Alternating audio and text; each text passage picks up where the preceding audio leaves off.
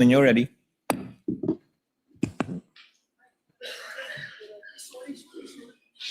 Ano naman drama ni Pia Cayetano ngayon? Tungkol sa impeachment lang dapat ha? Hindi ko anong drama na naman.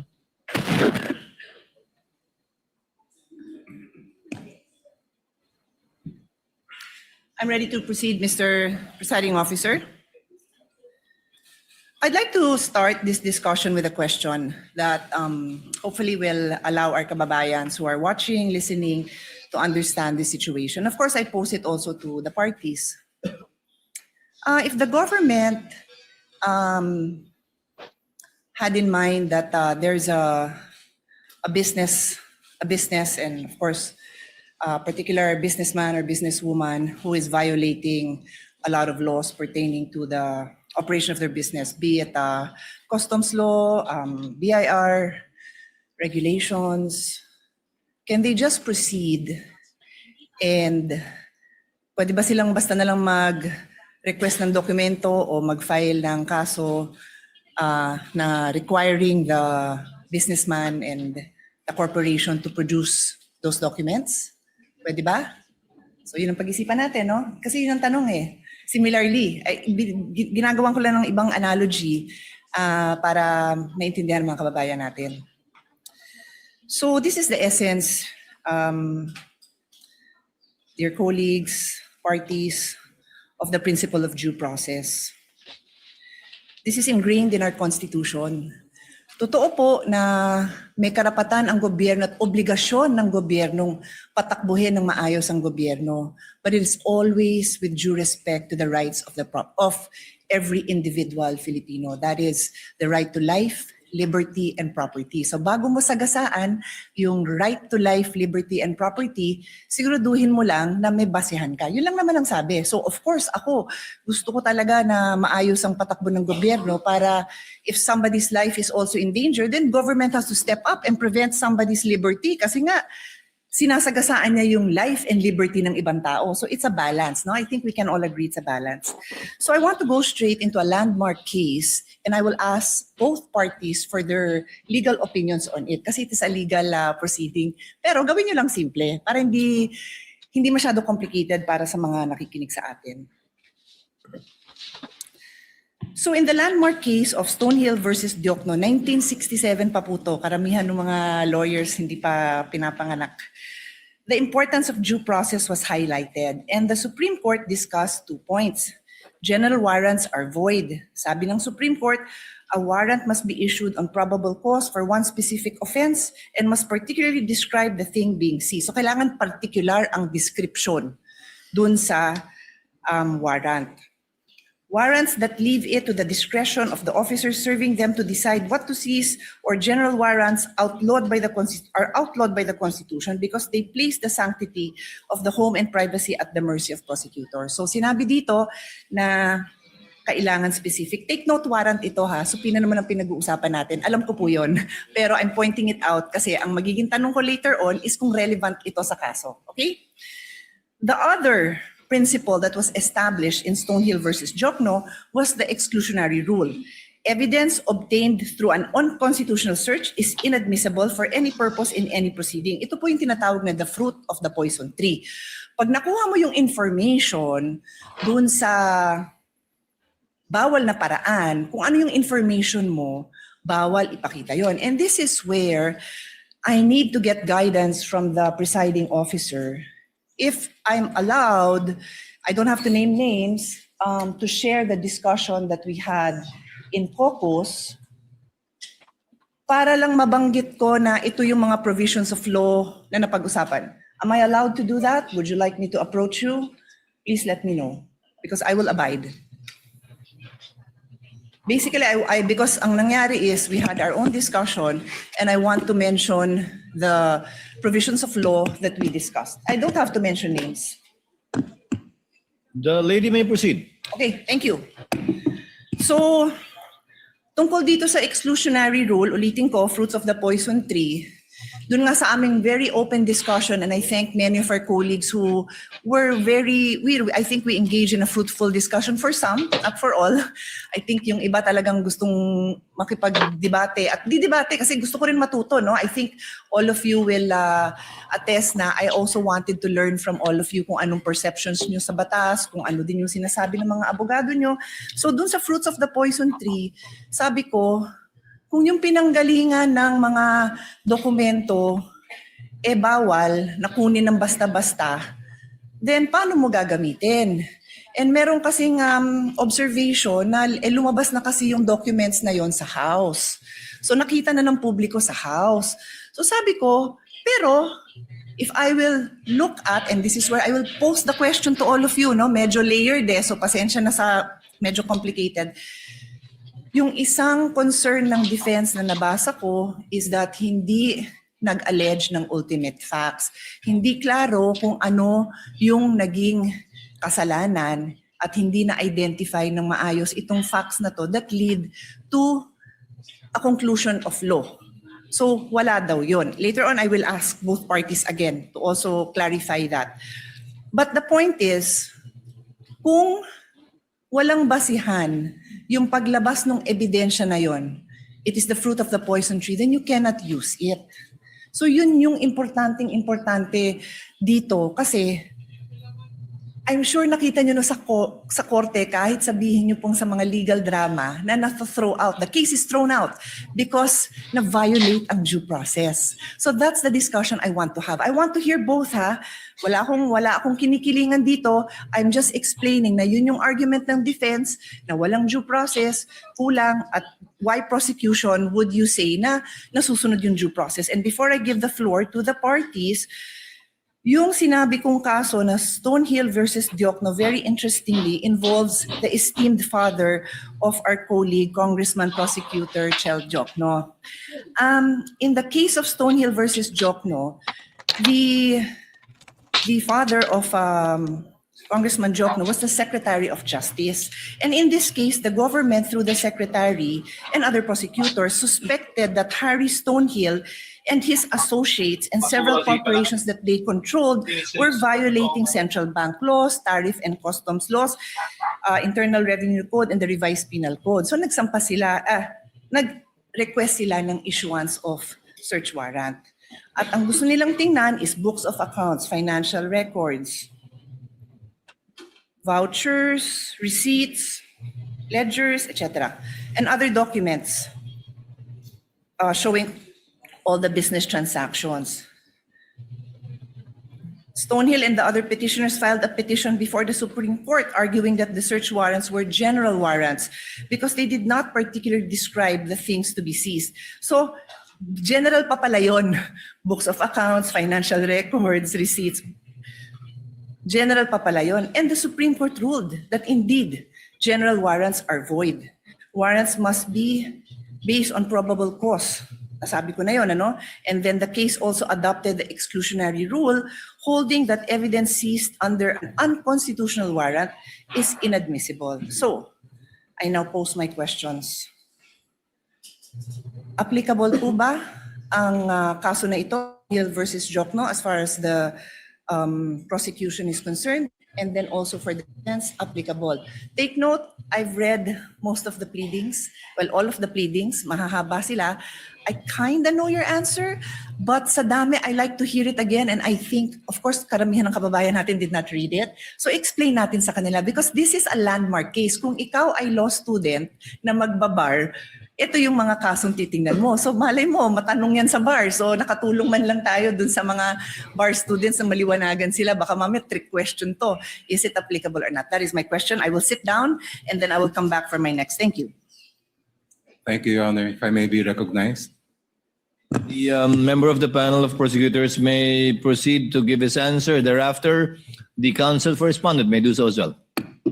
Iba po ang konteksto ng search warrant na naging main issue sa Stonehill versus Diokno. Sa konteksto po natin na sa PINA ang pinag-uusapan.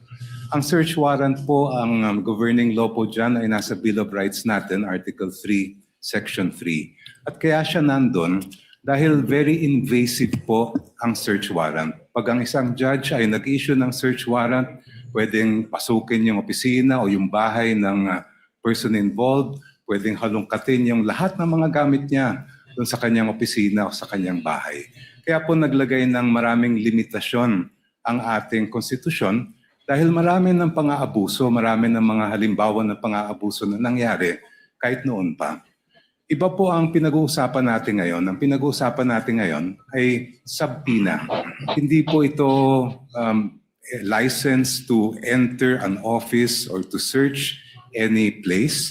Ito po ay mismong humihiling lang ng mga dokumentong nakasulat sa loob ng subpoena.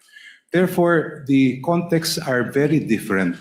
When we speak of a search warrant, I do agree there should be very specific limitations on how that warrant can be enforced. Pagdating naman po sa subpoena, meron din po yan, but that is not governed by the Constitution. It's governed by Rule 21 of the Rules of Civil Procedure, which basically provide that for a subpoena to be valid, it must be relevant and it must be definite. Ibig po sa relevance ay may kinalaman na may kaugnayan yan sa mga kailangan patunayan ng mga facts. At pagdating naman sa definiteness ay klaro kung anong mga iba't ibang dokumento ang hinihingi. In our case, we respectfully submit, Your Honors, that we have met both the standards of relevance and materiality.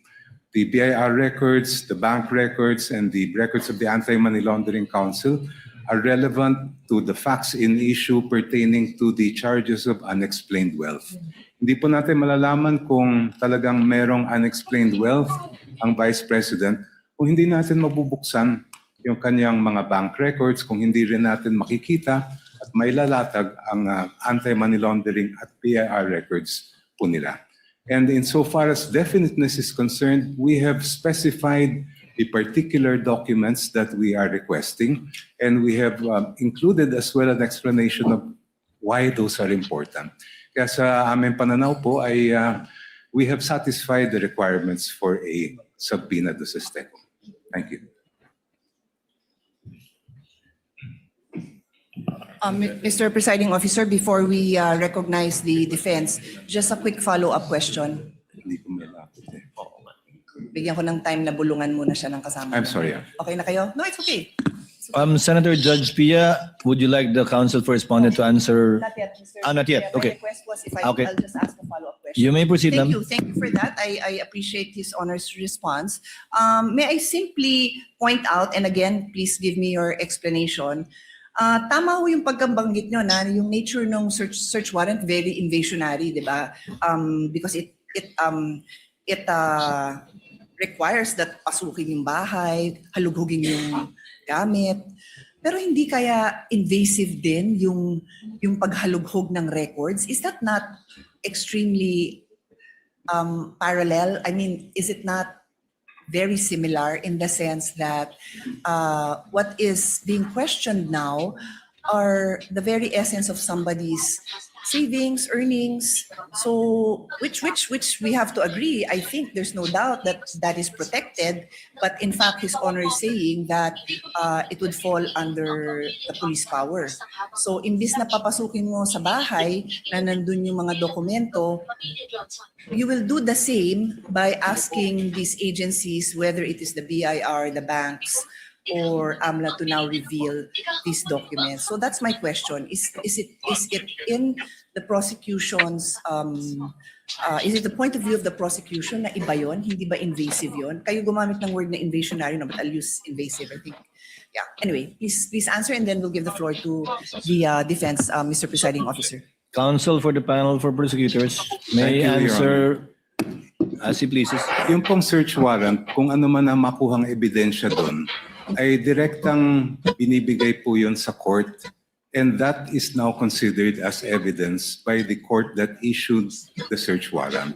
Iba po ang subpoena, dahil pagka naglabas ang isang hukuman ng subpoena, itong mga records ay hindi po siya considered yet as evidence. Yan po ay ipoproduce lang, dadalhin lang po sa korte, and now it is up to the parties, and I refer to both parties, to decide which of those documents may be relevant in terms of the evidence that they need to present. Yung pong nakikita po natin sa subpoena, it is not in any way invasive because as I mentioned earlier, as pointed out by Senator Enrile when he was the presiding officer in the Corona trial, we are simply having those documents produced. The admissibility of those documents will only be determined after if offered by the parties. Kaya po sa aming mga pananaw ay malaking-malaki ang pagkaiba ng search warrant sa subpoena. Your Honor, may I be With the recognized? permission of the lady Senator Judge, counsel for respondent may now give his answer to her query. You may proceed, sir. Thank you, Your Honors. Your Honors, ang posisyon po ng depensa dito ay subpoena and a search warrant are very much similar in that both are compulsory processes. No? So, yes, hindi tayo papasok sa bahay ng isang tao o ng nasasakdal, but it will be intrusive because we will be opening up all the financial transactions for sabi nga dito, almost 20 years of the respondent. Kaya po, katulad ng isang search warrant, the things that we are asking for through a subpoena must be particularly described. Kanina po, nabanggit po ng aking kagalang-galang na opposing counsel na particularly described na po yung kanilang naisulat. However, the defense does not agree with that proposition because if you look at it, tama naman po. Nakasulat po dito ng hinihingi nila ay account opening and maintenance records, KYC documents, information files, signature cards, all account and transaction records, ledgers, journals. Basically, Your Honors, this is everything. Ibig sabihin, ni-specify lang nila ang nilalaman ng lahat ng bank records ng respondent. So in our view, Your Honors, while they took pains to specify each and every document, the truth of the matter is they're asking for everything. Ngayon, pagdating sa subpoena, and even in the case they cited, yung Rocco versus Contreras, no? Nakasulat po doon that for a subpoena to be validly issued, when we talk about particularly describing yung kung ano yung hinihingi, it has to be evidence that is both relevant and material. So ang tanong namin, saan ba dito yung relevant or material? Kasi lahat na po ng records hiningi eh. So, and this bolsters our theory, of course with all due respect to the opposing side, na kaya namin tinatawag o kaya namin natawag na fishing expedition ito. Kasi lahat na ng records hiningi, pero hindi naman matukoy which would actually be relevant, which would actually be evidentiary to the accusations they have made under the articles of impeachment. So, pero dito, hinihingi natin 20 years worth of records. And then, paano po yun? Hihimayin natin, maghahanap tayo ngayon kung may relevant o wala. Which brings me back to yung BIR records. Nakaseal po yung box. So I would say, both parties, hindi natin alam kung anong nasa loob nun. Yet, we're hoping na somehow, pag nabuksan yung box na yon, meron po tayong makikitang ebidensya. And that's why, again, with all due respect, we called it a fishing expedition. Kasi hindi naman na-identify kung ano mismo doon yung pwedeng ebidensya laban sa sinasabing unexplained wealth umano ng Vice Presidente. So, with the question, for us, yes, the Stonehill case, Stonehill versus Diokno, directly applies to the current proceedings. Kasi nga po doon, sinasabi talaga na dapat specified yung hiningi, particularly described and relevant. But as of this point, they're asking, Your Honors, for all of these things. And again, while they specified each and every document, kung babasahin niyo po ng mabuti ito, they're actually asking for all bank records without, in fact, telling us which transaction is relevant to their accusation, which transaction will actually support their accusation. Yun po yung aming pananaw dito sa tanong ng ating kagalang-galang na hukom. Thank you po. If Your Honor, please may be allowed to respond. Hold on, counsel for the panel of prosecutors. Senator Judge Pia is the one asking the questions. Unless it's not a debate between the two counsels. You're merely responding to answers from questions by senator judges.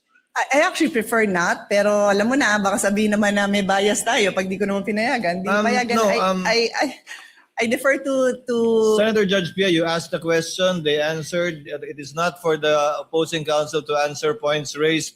They had that chance when they did their oral arguments, rebuttal and surrebuttal. You may proceed with your question, Senator Pia. Sige, my question is, what is your question? Or what is your comment? Go ahead. Right. But keep it brief. Keep it brief. Thank you so much, Your Honor. I just wanted to point out that this is the first time actually an impeachment court is faced with the challenge of determining whether the charges of unexplained wealth are valid or not. And yung previous Corona case, hindi po pinayagan ng impeachment court yung Article 2.4 ng Article 2. At kung ang magiging batayan po natin ay yung naging mga desisyon ng ating Korte Suprema, sinabi mismo ng Supreme Court in several cases na pag ang usapin ay unexplained wealth, kailangan makita yung kabuuan ng kinita ng isang lingkod bayan at yung mga dineclare niya sa salian. Just to quote just a very short portion, sabi ng Supreme Court from the same case I cited earlier, the Ombudsman's failure to account for all lawful sources of income, including proceeds from business ventures and government benefits, further weakens the allegation that Rafael's wealth was unexplained. The incomplete assessment disregarded his accumulated assets over decades of public service, making it impossible to determine whether his property acquisitions exceed his legitimate financial capacity, end quote. Hindi lang naman po dito sa harapan nitong hukom na ginagawa yung pagtingin sa kabuuan ng isang lingkod bayan. The Supreme Court has done it in this case where they looked at decades of the financial records of the person charged with unexplained wealth. And it has also happened in the cases of Rabusa and Ligot, which were decided recently by the Honorable Court. Thank you. Your Honor, may I at least be given just 1 minute to respond to that, Your Honors? But of course, I will submit to the pleasure of Judge Your Of course, Pia I will yield. guess Of give course, I you yield. the same opportunity, I'm assuming. Yes, Your Honors. Again, hindi ko po tinutuligsa o ino-oppose yung mga na-mention na case ng aking distinguished opposing counsel. However, those cases do not involve impeachment. And why is that relevant? Because in impeachment, as we have said, merong allegation ng unexplained wealth pero wala naman pong nakasuporta na mga documents para makita natin ano ba yung basis na naging aligasyon. Pangalawa po, again in impeachment, according to the case of Duterte versus House of Representatives, meron po tayong tinitingnan kung ano ba talaga ang impeachable offense. At yun po ay again, offenses or acts or omissions committed while the public officer is occupying the impeachable office and in relation to such office. That enough, Your Honors, is very clear under the decision. That is all, Your Honors. Thank you, Counsel for Respondent. Senator Judge Pia, may proceed.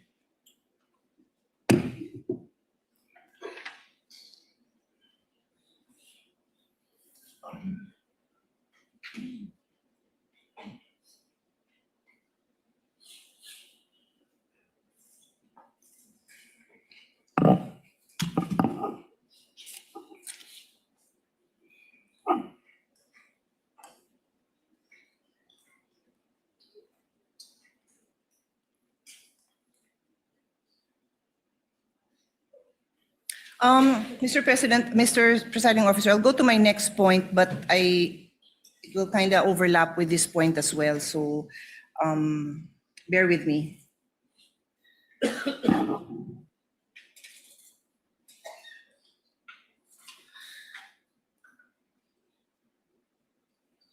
My next point, Mr. Presiding Officer and parties, is still on due process. This is the requirement that every pleading must allege ultimate facts and must not contain conclusions of law. So again, I'll start with an example. If, for example, if there's a case filed, no, and si Juan robbed the house of Mario. So para maintindihan ng mga kababayan natin, Juan robbed the house of Mario. That is a conclusion of fact. Nangyari na daw yun. And if there's another allegation that says, therefore Juan is guilty of robbery, that is a conclusion of law. So again, I try my best not to be technical. It's in my, I would have wanted to be a teacher if not a lawyer. So I do like to be able to explain things well. So ang hinahanap dito is, bakit mo gusto mong patunayan yung facts mo? Yun yung kailangan sa ultimate facts. Kailangan mo patunayan bakit mo sinasabing Juan robbed the house of Mario. Di sasabihin mo, ang ultimate fact dyan example is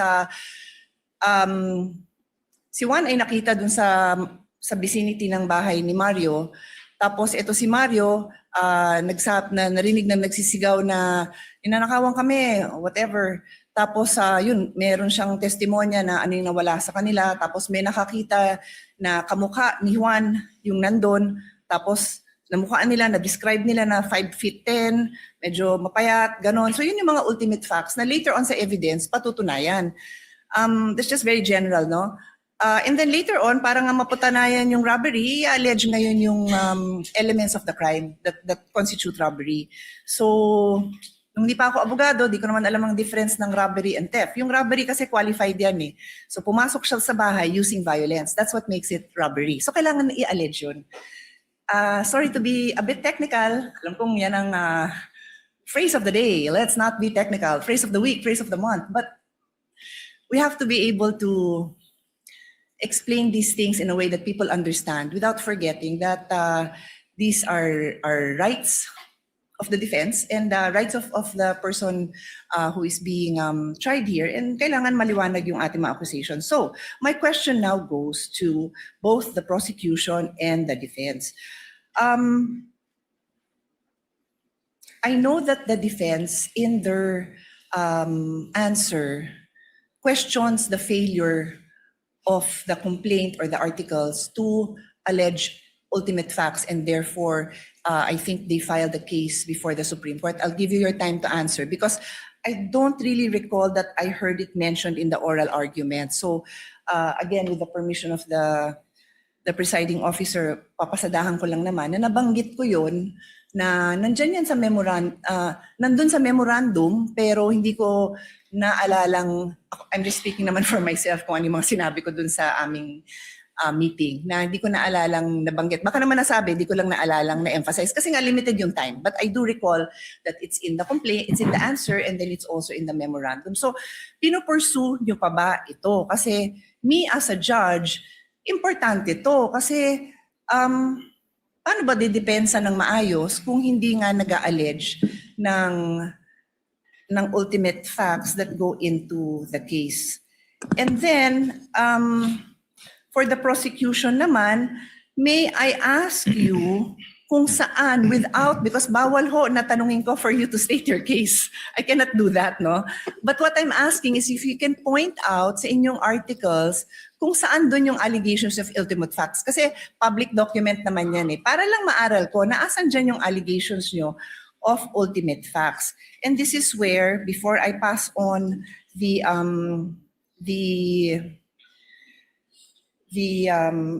floor to the parties to answer, I want to go into the principle of fishing expedition. Nagkataon na I came across the trial that we had for former Chief Justice Corona, and lumabas yung issue na yon. Nasabi ko, eksakto ito yung pinag-aaralan natin for today. Yung fishing expedition, and no less than the defense had to explain it in Filipino kasi sabi, baka hindi alam yung ibig sabihin ng fishing expedition, pangingisda ba daw yun? Parang hindi naman daw yun yung translation, no? Pero ito yung naghahagilap ka ng ebidensya kasi wala kang ebidensya. So I'll go back to a case and sama nyo to sa response nyo. Doon po sa kasong Afluencia versus Metrobank in 2014, humingi dito ang petitioner ng motion for issuance of subpoena ducis tecum ad testificandum at sinabing padala daw ng documents relative to their loan to Metrobank. as well as those covering extrajudicial foreclosure. Sabi ng Supreme Court, this is tantamount to building their whole case from the evidence of their opponent. Bawal daw yun. Hindi daw pwede na yung kaso mo, nakabase lang dun sa, sasabihin mo dun sa kabila, labas mo nga lahat ng meron ka dyan. No, your case has to be built. Yung evidence mo has to be there. So I will also ask both parties, is that jurisprudence relevant to this case for the prosecution and then also for the defense? And then let us also include a discussion on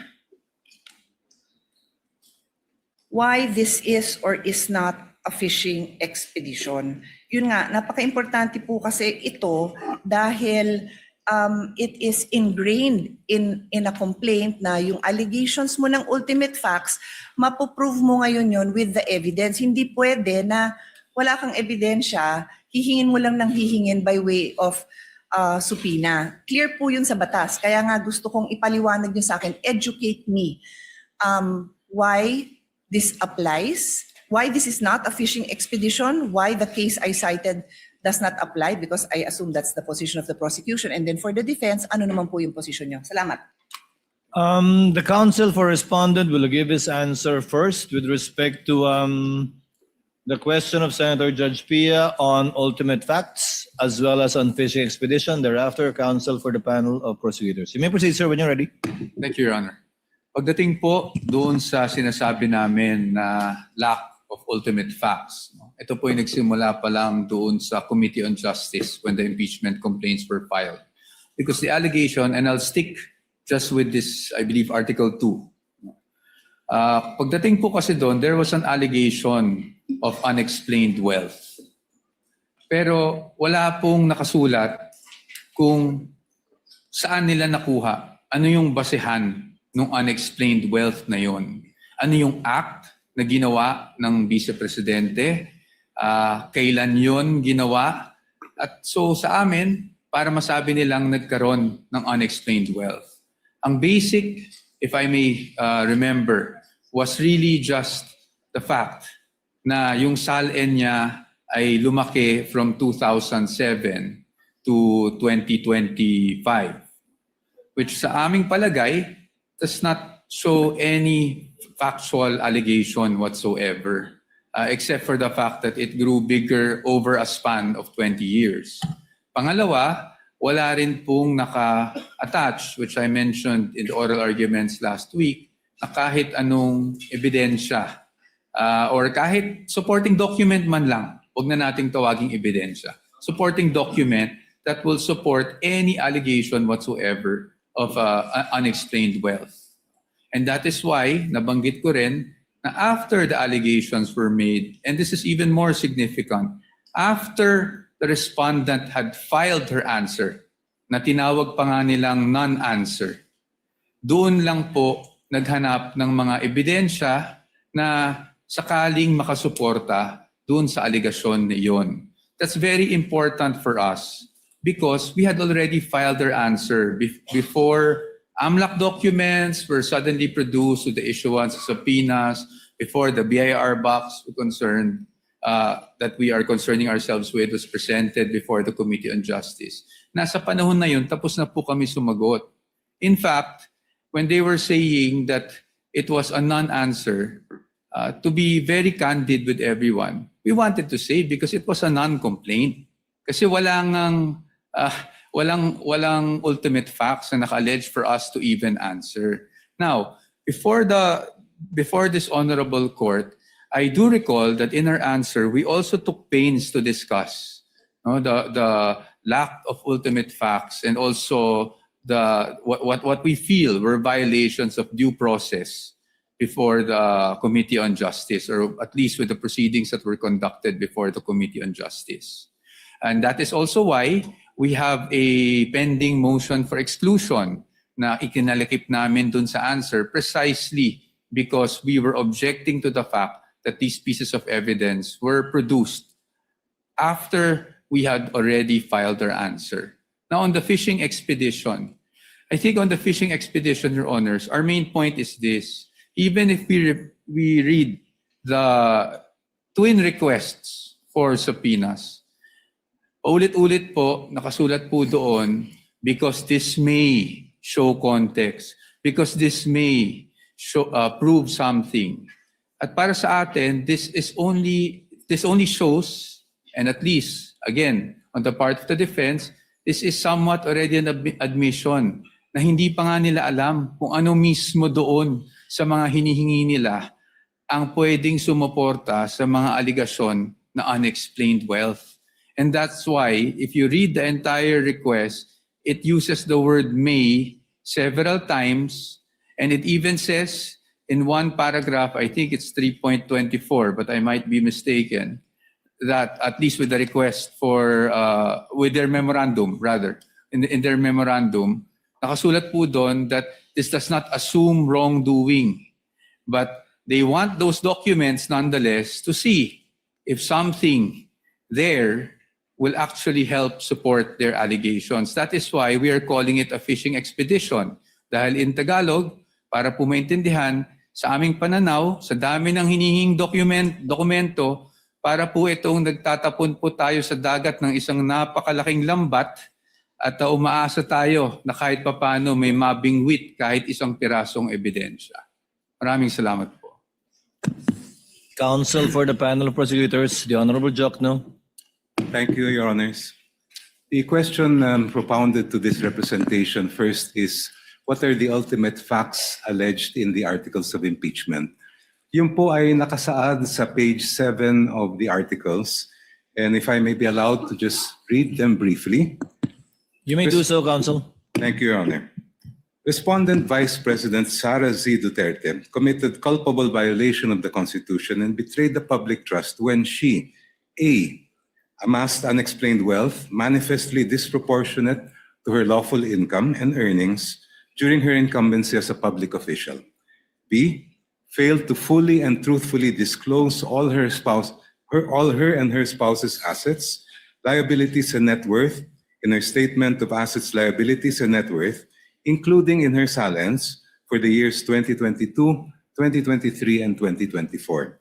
And C, failed to divest and instead willfully continued all her business interests during her tenure as Vice President for the years 2022, 2023, 2024, and 2025.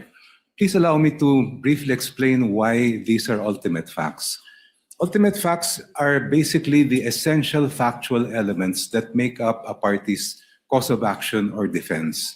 Halimbawa po, pag murder, treachery, evident premeditation, lahat ng mga kinakailangan ng batas para mapatunayan na murder po siya. In our case, we are alleging, first of all, unexplained wealth.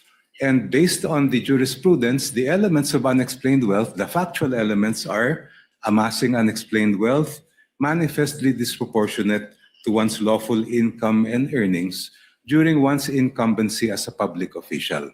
So, nasatisfy po namin yung requirement na pag-allege ng ultimate facts or essential factual elements sa tatlong bagay na po ito. The evidentiary facts follow in the succeeding pages of the articles. Doon po namin dinetalye kung ano yung mga iba't ibang paraan kung paano nakuha o naamas ni Vice President, yun ang sinasabi natin na unexplained wealth. On to the issue of fishing expedition. Yung pong fishing expedition po ay halimbawa may sabina na baka sakali meron tayong makita. Yun po ang ibig sabihin ng fishing expedition.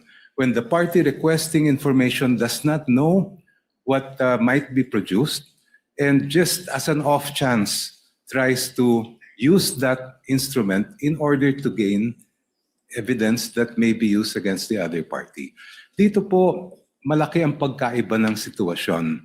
Maalala po ninyo, during the hearings before the Committee on Justice, the Executive Director of the Anti-Money Laundering Council testified and produced documents showing that from 2007 up to the present, 6.7 billion pesos ang dumaan po sa account ni Vice President Sara Duterte.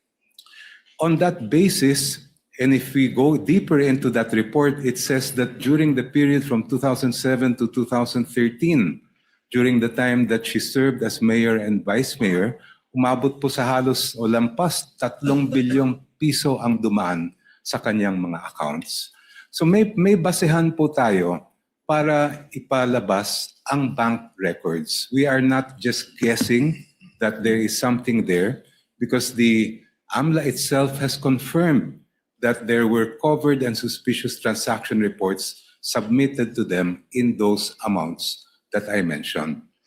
Malayo po ang fishing expedition sa ginagawa ng prosecution dito po. If we had no basis at all, if we did not know what was in the AMLA reports, ayun po, maaring sabihin na fishing expedition. But in this particular case, we know because these are matters of record presented before the Committee on Justice. Second po, ang fishing expedition, maaring magamit yan sa ibang mga alegasyon tulad ng baka meron kang hindi na-declare sa iyong SALN. But when it comes to issues of unexplained wealth, it's very clear. The decisions of the court are very clear. To know whether a government official has amassed unexplained wealth, we must look at the entire incumbency of that official.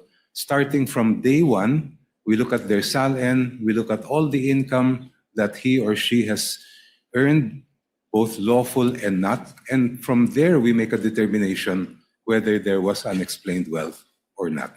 For these reasons, Your Honors, the fishing expedition argument, in our view, is totally untenable. Senator Judge Pia, do you have further questions?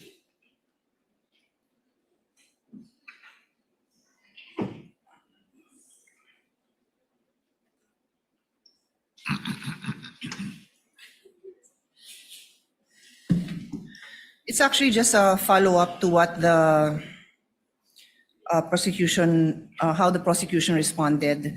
I think Senator Alan Peter will go into it, but since this is my line of questioning, I'll follow up lang on this point. No? His Honor, I earlier mentioned the fruit of the poison tree doctrine. And ulitin ko, pagka yung pinanggalingan ng information nyo, bawal, hindi nyo na pwedeng gamitin yon. So, His Honor said, I'm referring to Congressman Prosecutor Chel Jokno, they know the contents of the AMLA report, something to that effect, because it was presented in the impeachment hearing in the House. That is correct, right? That is your statement? Yes, Your Honor. Yes, oo. And I asked my question, and again, I will give both parties the opportunity to respond. Ano yung basihan na i-reveal ng AMLC and their representatives sa inyo in the impeachment hearing in the House? Because ang nakasaad sa law, I don't even want to use my understanding of the law because it's what is read in the law. And I won't take up the time of this court na isa-isahin ko yun, pero nakasulat doon na confidential ito. So ano yung basis na mailabas yun doon sa impeachment court? Because, and since the presiding officer has given me the permission to share in general the discussion in our caucus last week, isa dun sa napag-usapan namin precisely was yung information na lumabas doon. Kung yan ay walang basihan na ilabas, walang legal basis na ilabas yung information, hindi yan pwedeng idugtong dun sa mga allegations na meron kayo. So that's my question. During our caucus, isa din sa lumabas na discussion, pero allowed ang AMLC and the specific officers to share that information. But the specific provision of the law, and please, both counsels, please respond, please elaborate on how this supports or does not support your case. A specific provision dun sa batas, yung sharing of information na yon, sabi, oy, kayo AMLC Council, mag-develop kayo ng rules kung paano kayo makakapag-properly share sa agencies. I believe, and again, you feel free to elaborate on this or correct me. That's referring to the bank institutions, the AMLC hierarchy, and the agencies they deal with, not in court. Because ulitin ko, nakasulat doon, confidential. So I will leave this here, that if it is confidential, it does not allow that this be divulged in the manner it was divulged. Then how do you use that? Because that is precisely the doctrine of the fruit of the poison tree. Please take your time to tell us why that information is not the fruit of the poison tree, and obviously for the side of the defense, they will tell us why they believe that it is the product of the fruit of the poison tree. Thank you, Mr. President. Counsel for the panel of prosecutors will please respond. Your Honor, Section 8A of the Anti-Money Laundering Law is really intended to prohibit or prevent leaks by officials of the Anti-Money Laundering Council. But it was never intended to prevent subpoenas coming from courts, including the impeachment court. Almost every week, the Sandigan Bayan issues subpoenas for AMLA records. And despite what would appear to be a very categorical prohibition contained in that section, every time subpoenas are issued by the Sandigan Bayan, they are honored by the AMLA and no one is questioning them. Ganun din po itong impeachment court. The subpoena issued by this impeachment court is for the purpose of determining accountability based on the power that is expressly given by the Constitution. Ang amin pong paniwala is that confidentiality cannot trump accountability. Thank you. Counsel for respondent, may Thank you. reply. Thank you, Your Honor. I cannot verify if indeed the Sandigan Bayan, as mentioned by opposing counsel, issues subpoenas against AMLA every week. So that I will not comment on because I cannot verify that. What is clear to us, Your Honors, as we have demonstrated last week, is that 8A is an absolute prohibition. And again, this was the latest amendment of the law back in 2021. And for us, Your Honors, that is why when this was presented, the House Committee on Justice, we had our objections to such matter. And in fact, Your Honors, it is the subject of our petition, the Supreme Court, and aside from that, a subject of our motion for exclusion before this Honorable Court. Ngayon po, sa atin, talagang yung tinutumbok natin is it is in fact within the fruit of the poisonous tree. In fact, I'm surprised, Your Honors, because, Your Honors, nabanggit na rin po ng aking distinguished opposing counsel na nakita na nila, may records na sila. In fact, if I'm not mistaken, it was also attached to the articles of impeachment. So kung meron na pala, bakit pa nila pinapasapina ngayon sa impeachment court? Is it because, I don't want to speculate, maybe I just won't go there. But ang sa akin lang po is, we have questioned this all throughout. No? Why? Because to us, unang-una, bawal siya. Pangalawa, hindi siya relevant. Bakit hindi siya relevant? Your Honors, transactions do not equate to wealth. Transactions do not equate to net worth. Especially if tinatali natin siya sa SALN. Because transactions happen over the course of the year, and in this case, years. Well, when you talk about SALN, we talk about net worth on a specific date in time, which is December 31 of every year. So sa atin po, ang aming pananaw dito ay hindi po relevant at hindi po, it will not directly show anything about wealth. Kasi, again, AMLAC transactions do not equate to net worth of a certain person. And that is why, Your Honors, we have opposed this. And we have opposed this since the time it was being presented at the House level. Thank you, Your Honors. Just for the record and for the information of the senator judges, I'm not sure about the Sandigan Bayan issuing a subpoena every week as well against AMLAC. But I'm well aware, the court is well aware of cases decided by the Supreme Court precisely on subpoenas issued by the Sandigan Bayan vis-a-vis the AMLC. Senator Judge Pia, can you wind up? You're done? At this